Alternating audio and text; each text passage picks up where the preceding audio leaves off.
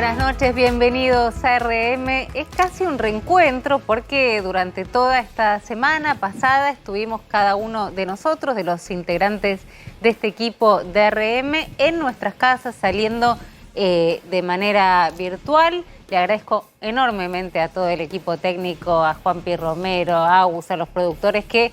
Bueno, a mis hijas que un poco se pusieron, digamos, a enseñarme... de productoras. Las cuestiones, sí, se pusieron de productoras, mientras podían armaban todo eso. Después llegaba, estuvimos aislados porque Jairo Stracha se contagió de coronavirus.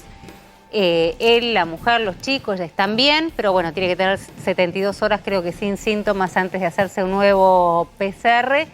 Y le mandamos un abrazo grande a Daer, que estuvo acá ese lunes con nosotros, que también, digamos, estuvo en la misma situación.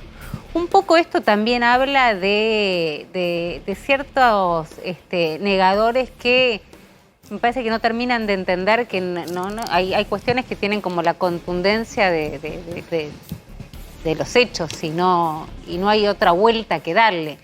Lamentablemente los casos están aumentando, lamentablemente y sin alarmar hay que decirlo, hay más contagios, me decía 60%. 60% en las últimas 2 semanas en la ciudad de Buenos Aires. En la ciudad de Buenos Aires, 60% de aumento en los contagios, aumentan muy poco, por suerte, no son los números de la segunda ola, no se encuentra vacunados, pero aumenta el número de muertes en total en el país. Hay que estar atento. Hay que estar cuidándose. En este programa lo decimos constantemente. Nos boludearon porque hicimos al principio de la pandemia el programa con barbijo y hasta que no entendimos que el programa se podía hacer sin barbijo y con un aparato que hoy no tenemos acá, que es el medidor de dióxido, la verdad que no lo íbamos a hacer de otra manera. Les parecía gracioso, les parecía una exageración. La verdad es que hay una sensación del otro lado de que muchos se relajaron. Por eso, de hecho, está Fernán Quiroz, lo escuchan en la ciudad de Buenos Aires, lo escuchan a Nicolás Kreplach en la provincia de Buenos Aires, pedir que la gente se dé la segunda vacuna, porque creen que con una sola alcanza o están cubiertos. Uno sale acá, y hay que decirlo, sale acá a Palermo, a cualquiera de los bares, y ves a los pibes tomando cerveza Del Pico. Del Pico, muchas gracias, sé que hace mucho no tomo cerveza del Pico. Comparten vasos, comparten bebidas. La verdad que no parecería que el clima esté así. Ahora aparecen, por supuesto, insisto, los negadores de siempre para decir que este es el gobierno que quiere con el pase sanitario que va a implementar a partir del 31, que ya se implementó en provincia de Buenos Aires, hoy lo explicaba Quiroz en la ciudad de Buenos Aires, que nos quieren encerrar, que quieren coartar las libertades, que el pase obligatorio atenta contra las garantías constitucionales y además buscan utilizar esto políticamente.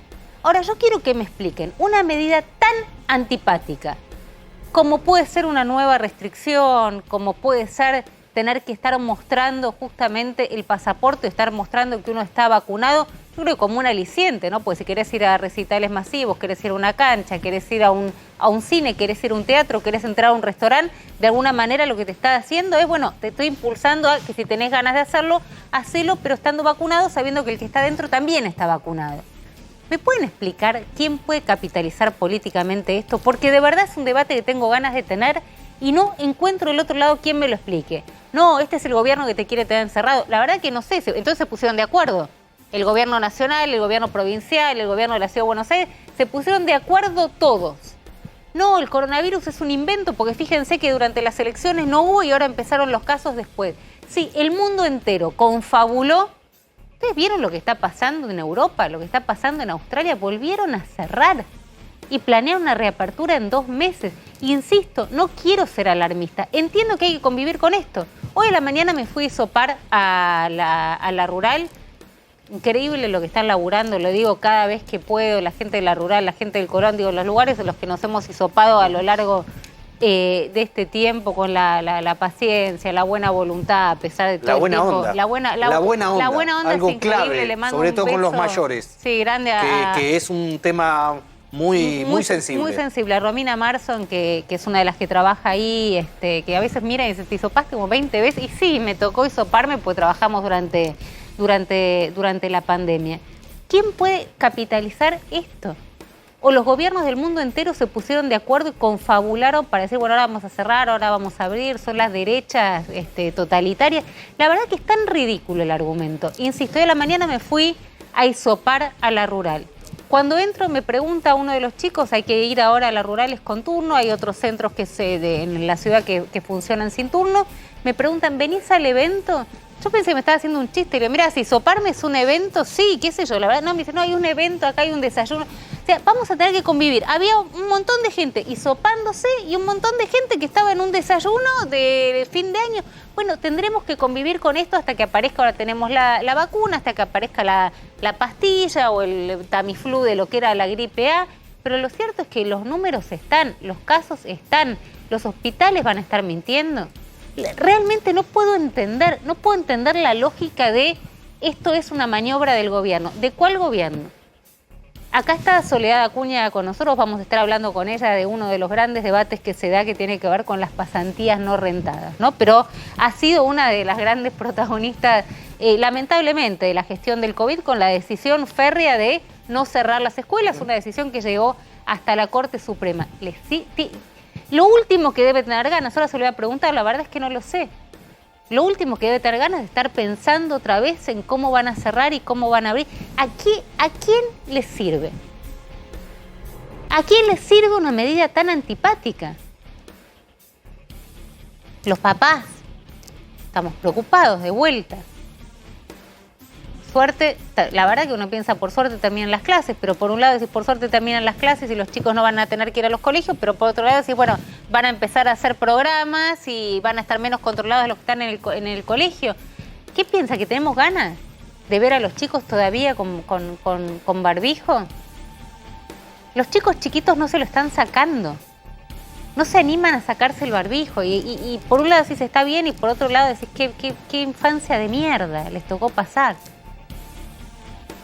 Pero de verdad quiero que alguien de los que insisten que esto es una medida del gobierno, me diga primero de qué gobierno y segundo, cómo les puede funcionar esto para, no sé, ganar otra vez la confianza perdida en el electorado, qué sé yo.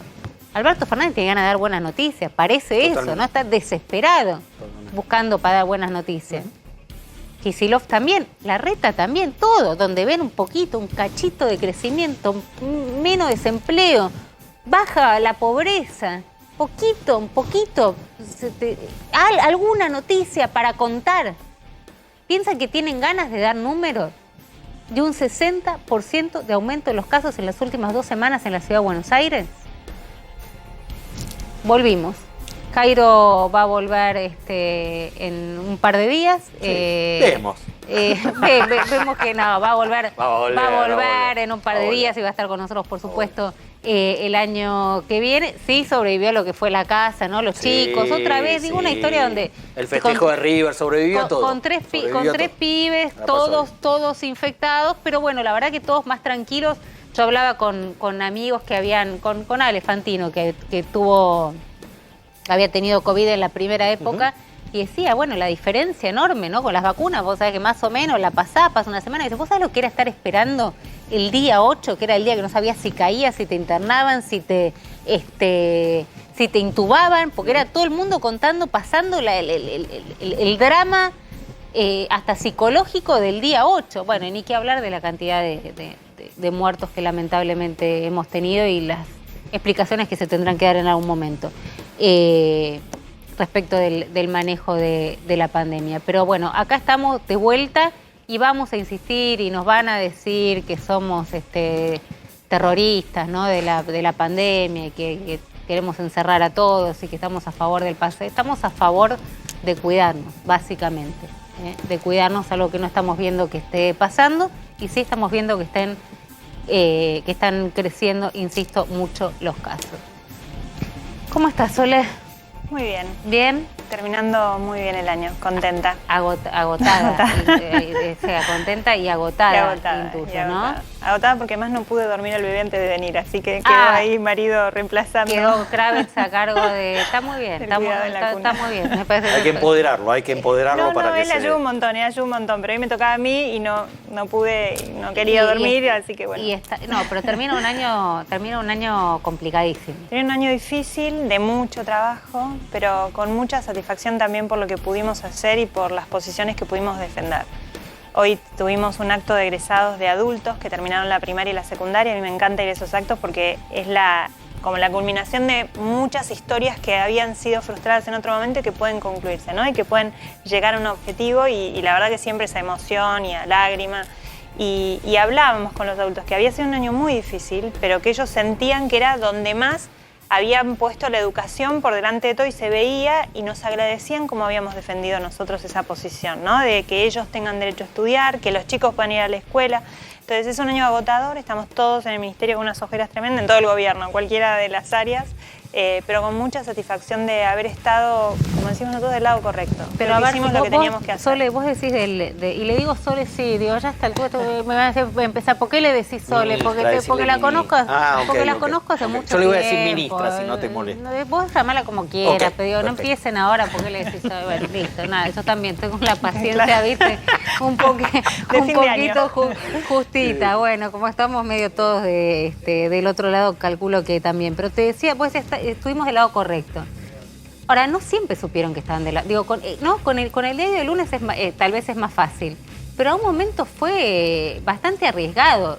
Digo, porque vos tenías los mismos números que tenía provincia, provincia decide cerrar, ustedes deciden abrir, y nadie sabe qué hubiese pasado. Es contrafáctico, porque podría haber habido, digamos, un contagio masivo en los colegios. Sí. Y se los iban claramente, digamos, a facturar muy dura esa posición que vos decís, el lado correcto. Pero vos en algún otro programa me preguntaste si no tenía miedo al tomar este tipo de decisiones y yo estoy convencida, en ese momento estábamos seguros de lo que estábamos haciendo, primero porque no tomábamos las decisiones solos, o sea, no era Soledad Cunha sola decidiendo, sino que era un gobierno, un equipo que periódicamente, y cuando digo periódicamente es todos los días, incluidos los sábados y los domingos, nos reuníamos a mirar todos los números de la ciudad, todas las variables que se ponían en juego y en función a la evidencia, en función a los datos concretos, tomábamos las decisiones. Y también mirábamos lo que pasaba en otros países.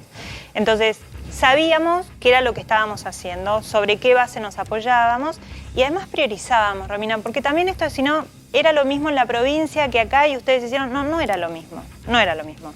Nosotros en la ciudad priorizamos la educación y cuando digo priorizamos significa que todo el gobierno se puso a trabajar para que las escuelas puedan estar abiertas.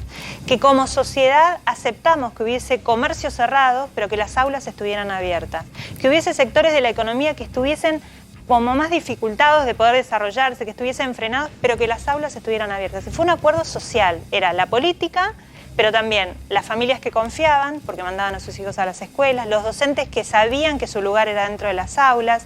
Entonces, la verdad, no es lo mismo porque nosotros sí priorizamos la educación. Y cuando abríamos las escuelas lo hacíamos tomando la decisión sobre otras cosas. Ayúdame con esto, digo, y lo hablamos también en su momento cuando estuvo Axel Kicillof acá y lo hablaba con Teresa García, que en su momento fue ministra de Gobierno de la provincia. Claramente fue una decisión con un costo altísimo, porque yo trato de pensar en estos casos, ¿por qué la tomarían, digamos?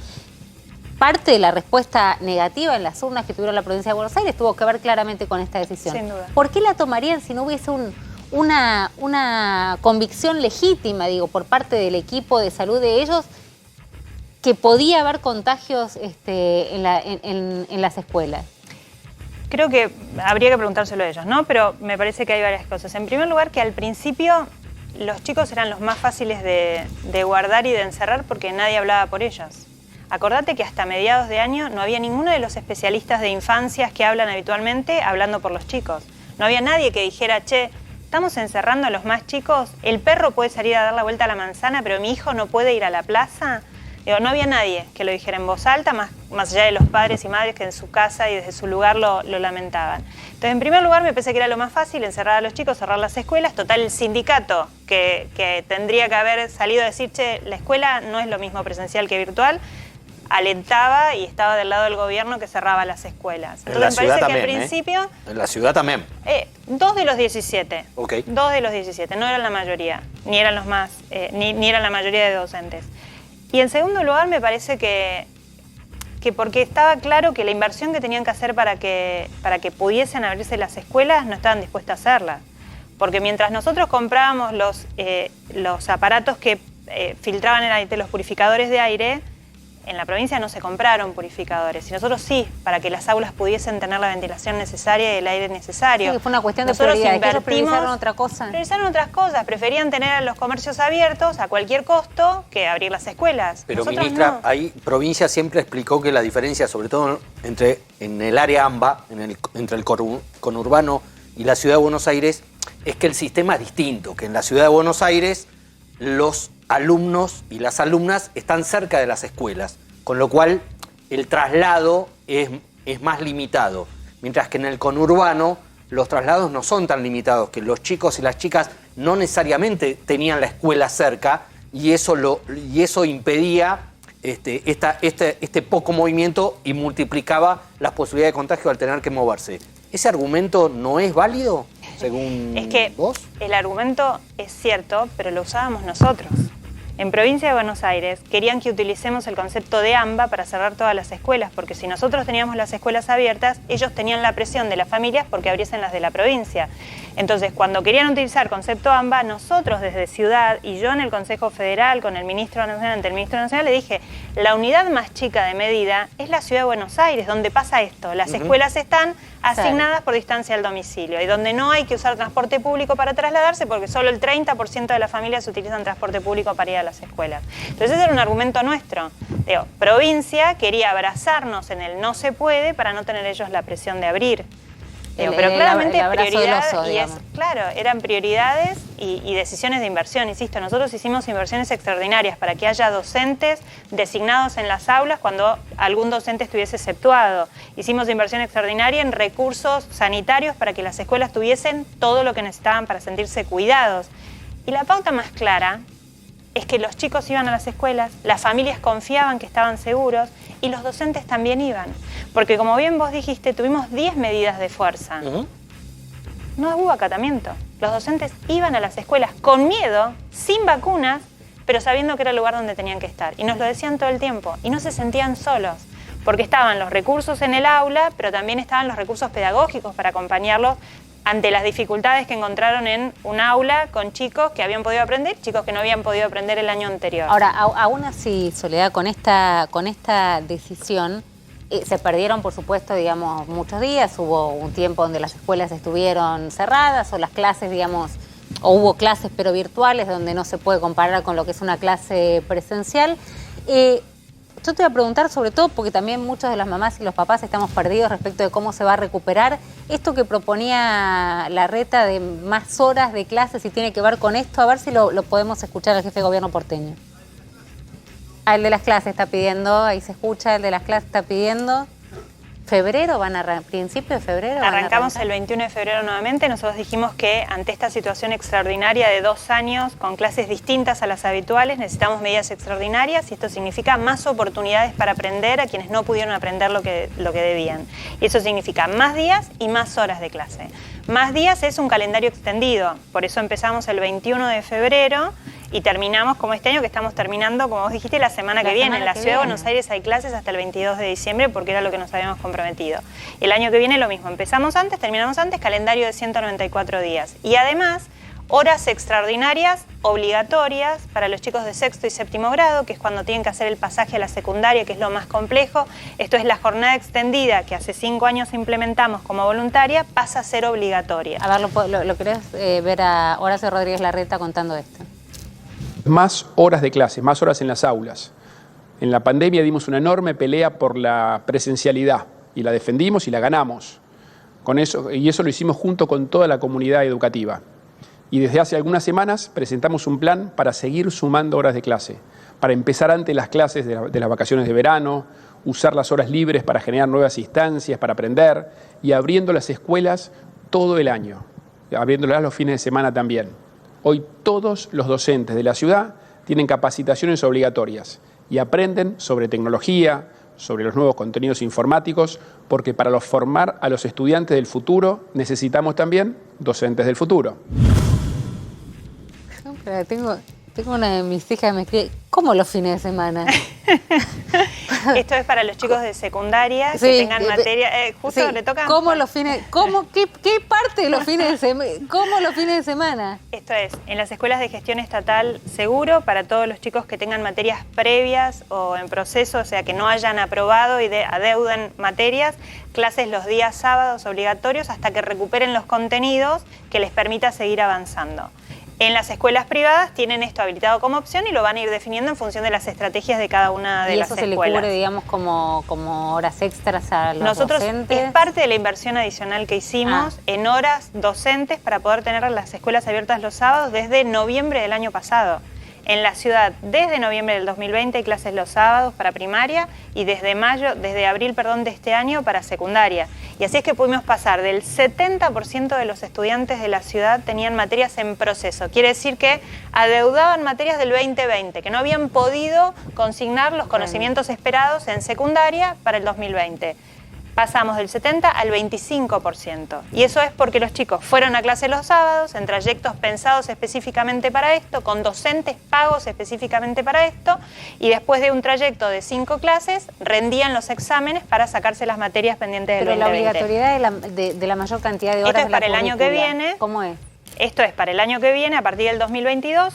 Primaria, sexto y séptimo, obligatorio la jornada extendida, son 9 horas semanales por día que se adicionan en las escuelas de gestión estatal, por semana, y en secundaria, aquellos chicos o chicas que tengan materias previas, lo que conocemos como las previas, o que no vayan aprobando las materias, tienen que ir los días sábados a hacer estos trayectos que diseñamos este año para poder ir aprobando las materias y que no se acumulen, porque vos sabés que con el régimen académico, si tenés más de dos materias, desaprobaste, repetís. Que en nuestra época. Perdón. En la ciudad, porque hay jurisdicciones que decidieron que con los conocimientos, lo que hayan podido demostrar en este segundo cuatrimestre, aprueban 2 años completos.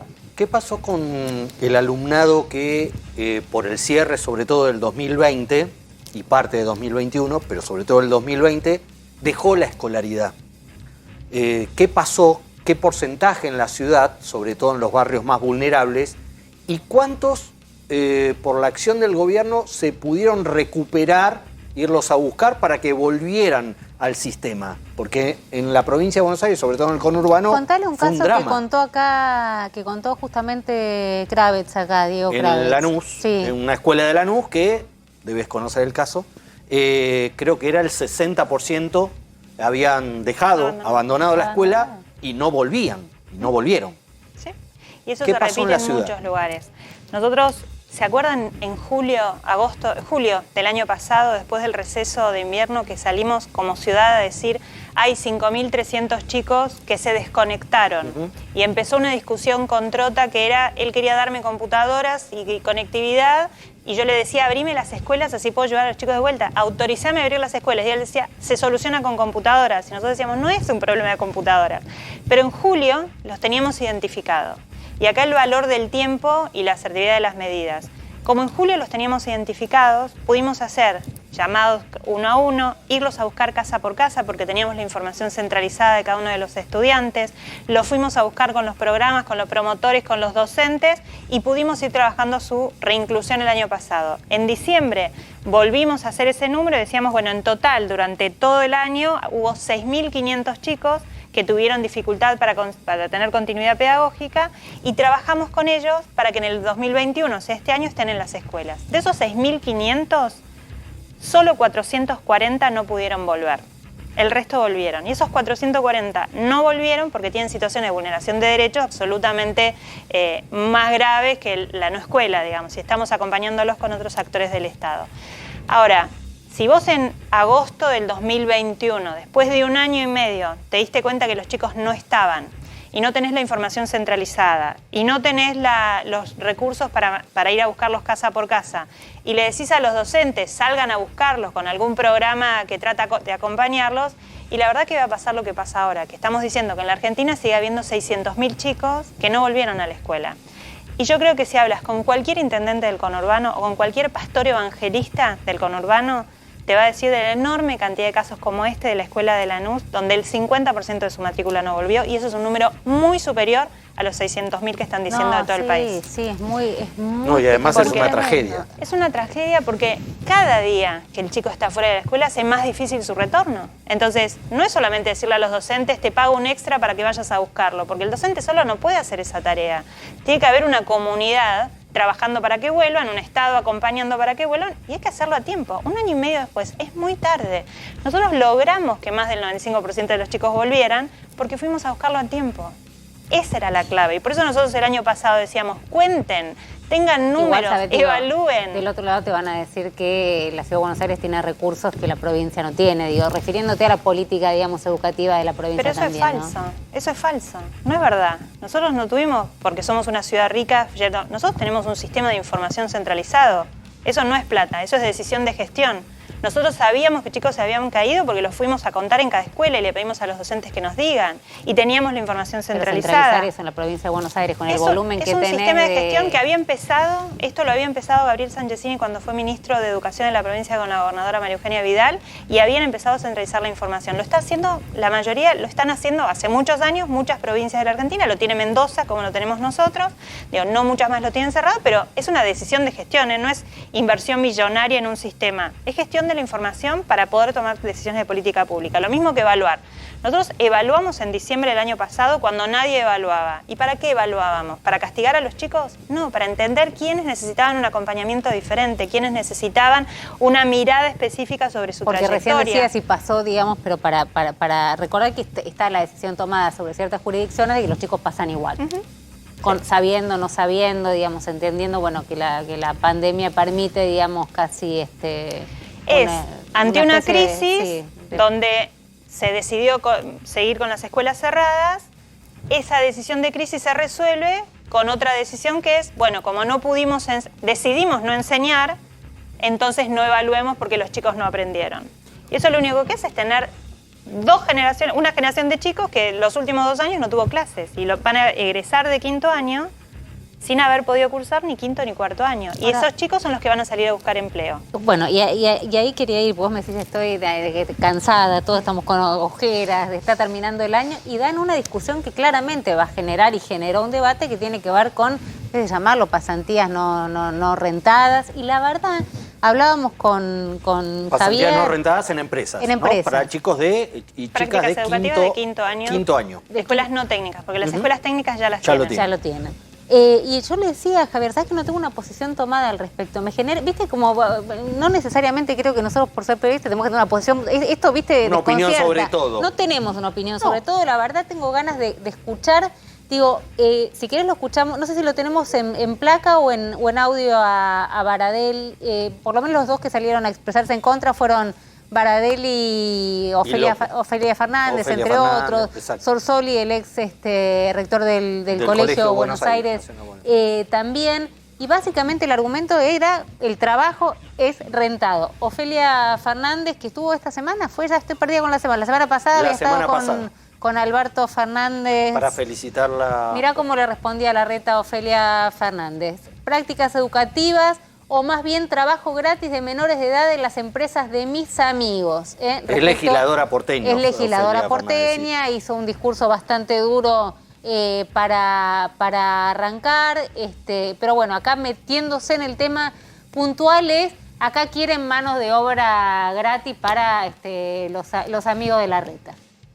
Mira, estas son prácticas educativas. Las llamamos así porque no son pasantías, que es otro modelo que está regulado por normas específicas. Esto está previsto en la Ley Nacional de Educación, ley que comúnmente se conoce como Ley Filmus, porque la impulsó Daniel Filmus, y en esa ley está previsto en un artículo específico la realización de prácticas educativas. Son prácticas educativas porque no van a reemplazar a ningún trabajador en una tarea habitual. Son prácticas educativas porque van con un proyecto de aprendizaje específico donde los chicos tienen que alcanzar determinados conocimientos o alcanzar determinadas competencias específicas que el tutor va a evaluar. Pero no es que la empresa puede decidir, digo, te lo pregunto porque la fantasía tenía que ver con esto. No sé si es la fantasía, digamos, o en parte del debate que se daba era, bueno, los pibes van a ir, la empresa va a decirle, no sé, venís, no sé, andá a barrer, qué sé yo. para evitarse, no sé, un empleo que tenga que ver con un trabajo en el área de limpieza, por ejemplo. ¿Puede decidir la empresa de qué manera utiliza, digamos, las horas de ese pibe o de esa chica? No. Las empresas y las organizaciones que van a recibir estudiantes van a tener un proyecto específico definido para la escuela y con la escuela del rol que van a tener los chicos y las tareas que van a realizar los chicos en esta organización. Mayoritariamente empresas privadas es nuestra voluntad. Pero alguien supervisa eso, no es que pueden El tutor de prácticas, que es el docente de la escuela, y la contraparte de la empresa. Ahora, esto pasa hace 5 años, como decíamos antes, en las escuelas técnicas. Y no tenemos ninguna denuncia de situaciones donde los chicos en un laboratorio, en lugar de estar de la especialidad química, en lugar de estar aprendiendo lo que vieron en teoría, los hayan tenido limpiando el piso. La verdad que no pasa. Y la otra realidad, que ya sabemos que es bueno y que funciona con las escuelas técnicas y lo queremos extender a todas, la otra realidad es que el 46% de los desempleados de la Argentina son jóvenes entre 18 y 30 años. El 46%. O sea, el desempleo le pega directo a los jóvenes y a las mujeres. Y cuando vas a hablar a las empresas y ves, bueno, ¿dónde está la brecha entre lo que salen los chicos de la escuela y lo que estás pidiendo en los puestos de trabajo? Mucho tiene que ver con las competencias, las habilidades blandas que se llaman, que los chicos no conocen, que no se forman y no se aprenden en la escuela. Otro tiene que ver con que los chicos no se sienten ellos preparados ni para hacer un currículum, ni para presentarse en un currículum, ni para... O te piden una experiencia previa cuando el chico recién salió de la escuela. Entonces, es como cuando vas a pedir un crédito que tenés que demostrar que tenés la guita para no sé, para comprar el departamento, para que te den el crédito. Entonces, esto cubre como varios aspectos. En primer lugar, obviamente esta posibilidad de decir yo tuve una experiencia anterior, tuve una experiencia formativa anterior. En segundo lugar, los termina de formar. Lo que los chicos estuvieron viendo en un ámbito cerrado, cuidado, protegido de la escuela, tienen que poder aplicarlo en un lugar donde no va a haber alguien todo el tiempo diciéndole no te equivoques, hacelo por acá, hacelo por allá, sino que van a tener que desarrollarse solos. Y en tercer lugar, me parece que esto es lo más importante pospandemia, porque cuando lo pensamos hace 5 años, que lo anunciamos como parte de la reforma de la escuela secundaria, tenía todos estos objetivos, pero hoy es más cierto que antes, que tiene que ver con devolverles a los chicos y a las chicas la posibilidad de pensarse un futuro en la Argentina. Hoy tenemos una encuesta del mes de septiembre que hicimos a estudiantes secundarios de escuelas públicas y privadas, contestaron 3.000 chicos y chicas. El 51% dijo que el sentimiento que más los define es la ansiedad y el segundo sentimiento es la frustración. Y esto tiene que ver con que no saben si van a poder decidir, elegir, desenvolverse en lo que viene después de la educación obligatoria, cuando ellos tienen que empezar a decidir, que no saben si van a poder hacer lo que viene después, que no saben si hay algo para ellos después de la escuela. Entonces me parece que este objetivo lo tenemos que abrazar como sociedad, ¿no? Y se tiene que transformar en un proyecto colectivo. Que los chicos... que ya generó debate, ya generó grieta. Tenés ahí a Baradel, recién le veíamos a Ofelia Fernández diciendo eso, van a ser mano de obra barata para los amigos de la reta. ¿Lo tenés a...? Sí, que dice, Baradel dijo, los chicos no tendrían que trabajar para ninguna empresa, pero sí, ya vienen trabajando en las escuelas técnicas, hace 5 años, explicaste. ¿Por qué ahora la protesta? ¿Que no se entiende desde el sindicalismo de Baradel? ¿No se entiende? Baradel forma parte de un gobierno que mantuvo las escuelas cerradas 2 años y ven los empresarios al enemigo. Nosotros creemos que el sector privado es una oportunidad para con ellos generar más empleo y darle oportunidad a los chicos de tener un proyecto en la Argentina. Digo, lo que opina Ofelia Fernández, lo respeto como legisladora, como mujer que opina, la verdad es que es muy distinto a lo que opinan los jóvenes. Cualquier encuesta que mires, las nuestras, las de cualquier consultora privada, las propias del gobierno, sobre cuáles son las preocupaciones de los jóvenes, te van a decir que el empleo es la primera, porque es a donde más les pega. Entonces, esto ataca directamente uno de los problemas de imaginarse y proyectarse después de estos 2 años difíciles para los estudiantes, porque los chicos que el año que viene van a hacer las prácticas, tuvieron los últimos 2 años con clases intermitentes, sin clases, sin poder verse con sus amigos, con esta cosa que vos contabas al principio del temor a si hago esto, contagio, afecto a mis abuelos. Digo, acuérdense cuánto tiempo estuvimos diciendo que el problema eran los chicos y por eso cerrábamos las escuelas, porque los chicos podían matar a sus abuelos o a sus padres. Entonces, digo, esos jóvenes tenemos que abrazarlos y decirles, hay una oportunidad para vos acá, hay un proyecto laboral. Javi, digo, ¿por qué? Porque vos lo contás así, no, digo, es una frase que suelo usar, pero no debería tener ateo, ¿no? Nada, adquieren experiencia, se van formando.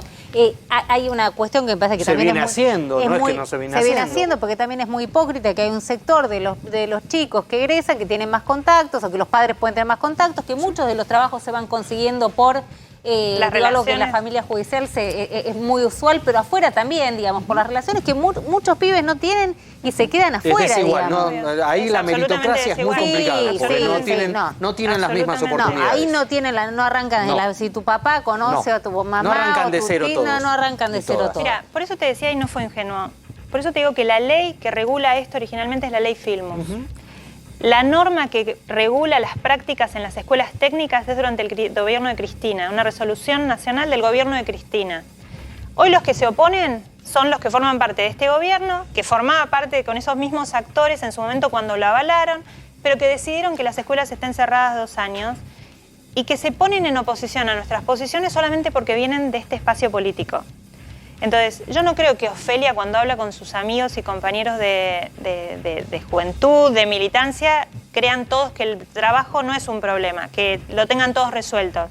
Yo no creo que Baradel, cuando hable con los jóvenes que militan con él, le digan que el trabajo no es un problema. Entonces, yo creo que no es que desconocen la realidad, sino que tienen una cuestión ideológica en contra del sector privado, cosa que nosotros no tenemos. Nosotros creemos que los empresarios son parte de la solución, no parte del problema solamente, y creemos que el trabajo se tiene que volver a poner de moda.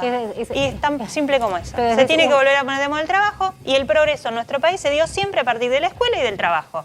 Y es tan Así que es fácil un como prejuicio eso. ideológico sobre el liberalismo o el capitalismo, digo, como que, no sé, La empresa explotación. privada, la explotación. Que no claro. significa que no suceda, pero justamente hay contralores para que eso Y va no a ser pase. obligatorio.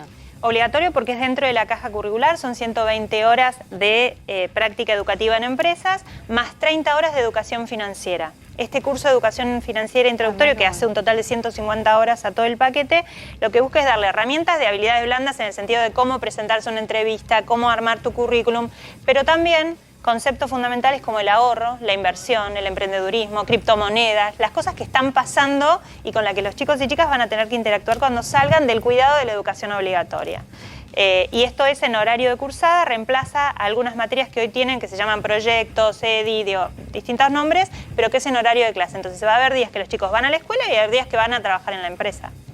Soledad Acuña, muchísimas gracias. Tenía ganas de charlar con vos, lo sabías. La verdad que me parece que son 2 temas fundamentales los que estuvimos tratando esta noche. De hecho, los que están del otro lado y lo vienen siguiendo están obviamente tan interesados como nosotros. Quedaron algunos chicos como diciendo los sábados, después No, más tranquilos. horas. ¿Qué Lo pasa? llevamos nosotros. Sí. Llevamos nosotros. No, sábado temprano, sábado temprano no cuentes conmigo.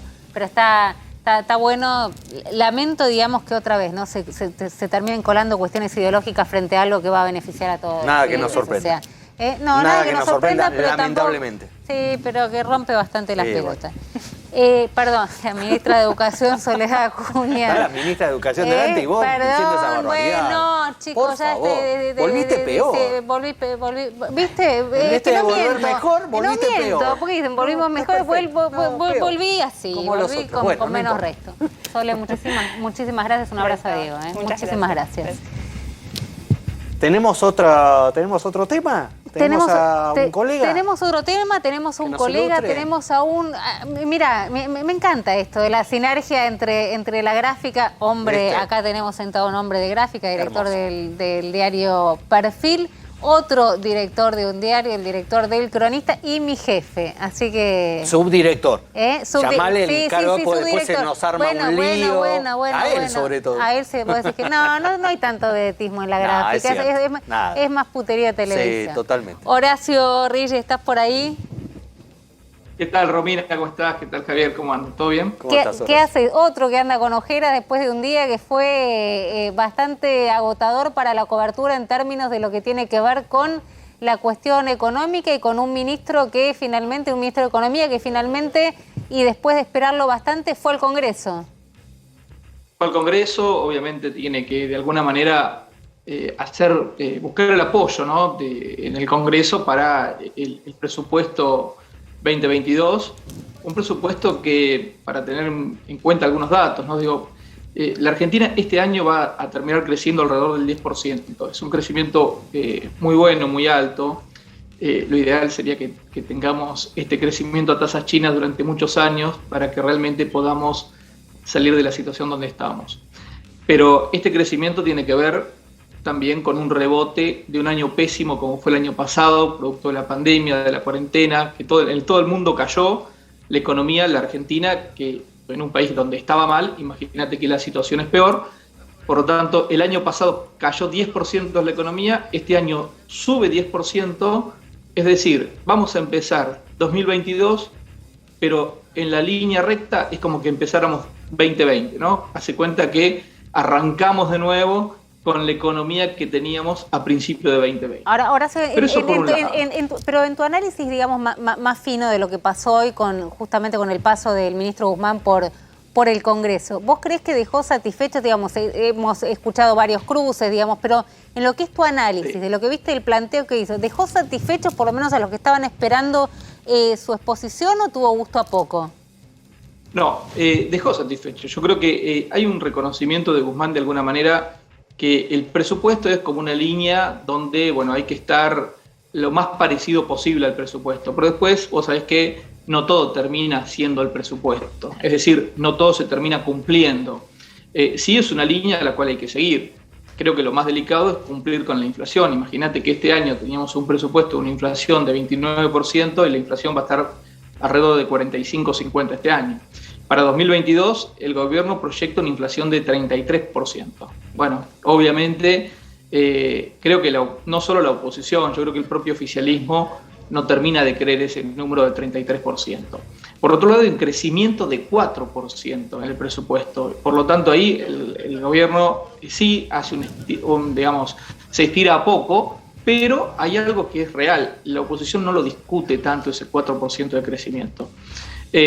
En líneas generales, creo que quedó bastante conforme el Congreso con lo que dijo Guzmán, más allá de las chicanas que obviamente, que vos sabés muy bien, que en política se dan, y bueno, pero todo el mundo de alguna manera sabe que manejar la economía de la Argentina en este momento es extremadamente complicado. Ahora, chicana, Javi, acá quiero que me ayudes, digamos, con debuts, ¿no? Sí, con varios debuts, con Spert, un poquito Milei, López Murphy, economistas, ¿no? Que claro. Ahí se nota la diferencia de la canción que tocan los políticos versus los economistas que de la partitura saben mejor que los políticos. Es cierto, Javier, es cierto. Igual creo que a Guzmán lo que le reconocen los propios economistas es que hablan el mismo idioma, ¿no? Después podés tener diferencias, pero bueno, digo, imagínate que mientras el acto político de Cristina y Alberto Fernández el 10 de diciembre, un acto donde de alguna manera se pedía o negociar a rajatabla con el Fondo Monetario, por otro lado el equipo técnico del Ministerio de Economía estaba en Washington tratando de cerrar el acuerdo, porque el gobierno lo que quiere básicamente es tener un entendimiento y si es posible antes de fin de año. Por lo tanto, hay una cuestión técnica, hay una cuestión que sí pasa por Guzmán y por la economía, que Guzmán, más allá del gobierno que le toca jugar o el que quiere jugar, está claro que no deja de ser un técnico. Y eso me parece que la oposición o los mismos economistas de alguna forma lo reconocen, ¿no? ¿Querés que lo escuchemos, Horacio, a López Murphy? Porque Dale. marcabas, digamos, esto. Dale. Me parece que va a ser un congreso más difícil para la zaraza, digamos, Sí, ¿no? no se va a poder evitar, pero hay algunos que van a marcar los puntos. Pero en términos, Total. digamos, económicos, claramente hay gente que puede estar más de acuerdo o menos de acuerdo con la posición que vayan a tener, pero son tipos que saben, digamos, que saben leer un presupuesto tal vez distinto, de una óptica distinta y mucho más técnica. Esta es una mezcla, ¿no? Porque es el López Murphy político sumado a los conocimientos económicos y cierta calentura. A ver si lo tenés por ahí. En materia económica, yo no estoy de acuerdo que se puedan hacer las políticas contracíclicas. Políticas contracíclicas se puedan hacer si hay crédito. Acá no hay crédito y usted mismo lo dijo. ¿Cuál es la única política contracíclica que hay acá? Darle a la maquinita, y le dieron a la maquinita a más no poder. Le dieron en el 2020 y le dieron en este último trimestre. ¿Le dieron?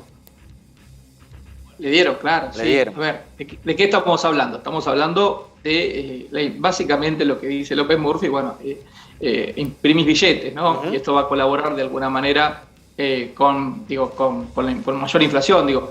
es muy fácil. Si nosotros pensamos que el Banco Central su única tarea es imprimir billetes, nos deja conforme a todos, nos imprime 1 millón de pesos por mes a cada uno y se nos acaban los problemas. Bueno, la economía no funciona tan así, pero es cierto que hay momentos de la economía que son muy cruciales. No nos olvidemos que la Argentina tiene 45% de pobres, 65% de los chicos están bajo el nivel de pobreza.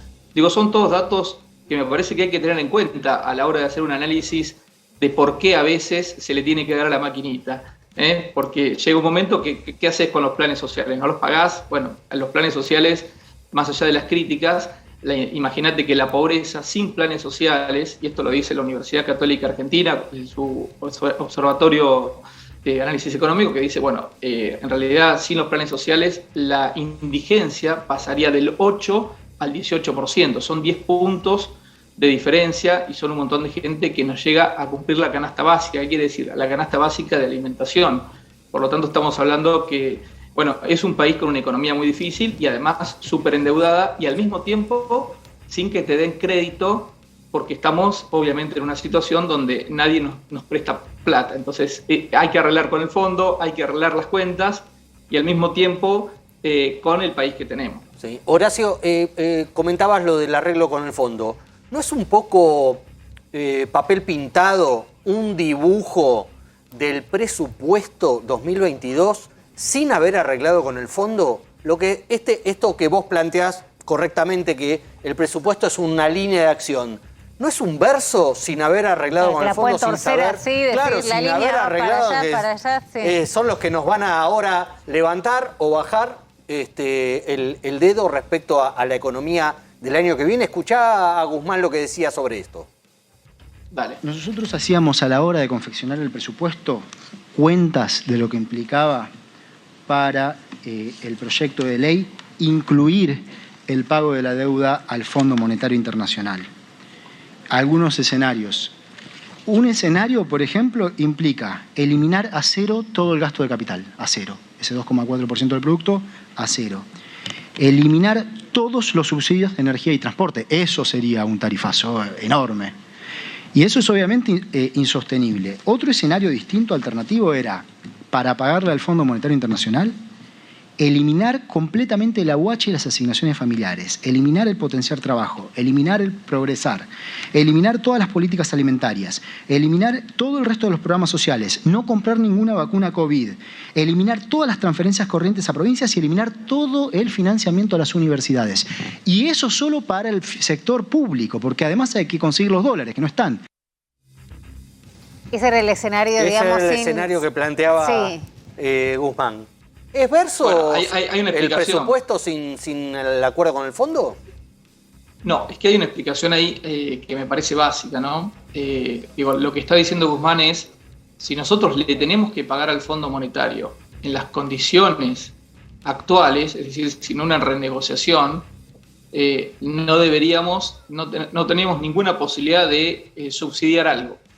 Eso es lo que está diciendo. Por eso, en la renegociación con el fondo, lo que se espera es que el gobierno no termine pagando durante los próximos 4 años y medio intereses de la deuda. Eso lo que va a permitir, obviamente, es ese dinero, capitalizarlo a Argentina, en lugar de pagarlo en el plazo que obviamente lo debería pagar de acuerdo a las condiciones actuales que el fondo pactó con la Argentina. Acá me parece que hay otra cuestión clave, que es que el Fondo Monetario Internacional es un prestamista de última instancia. ¿Qué quiere decir esto? Que cuando el mercado no te presta, recurrís al Fondo Monetario. Bueno, ahora la historia es, la plata se la pediste al fondo, no importa quién se la pidió, qué gobierno, la Argentina lo pidió. Ahora el tema es que te vienen a cobrar y la plata no la tenés. Entonces ahí está el dilema. No es que nos vamos a hacer más ricos por renegociar con el fondo o menos ricos sin renegociar con el fondo.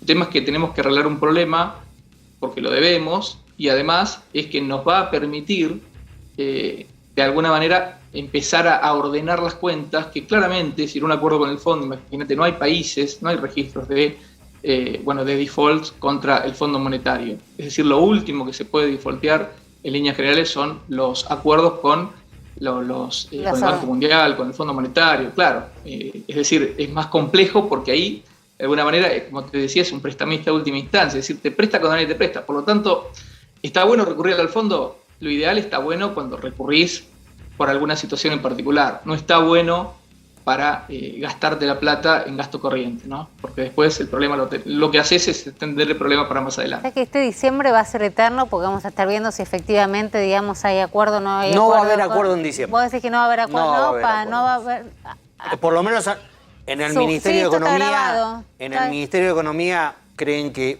no va a haber acuerdo en diciembre, Horacio, esto? Que recién en enero o febrero.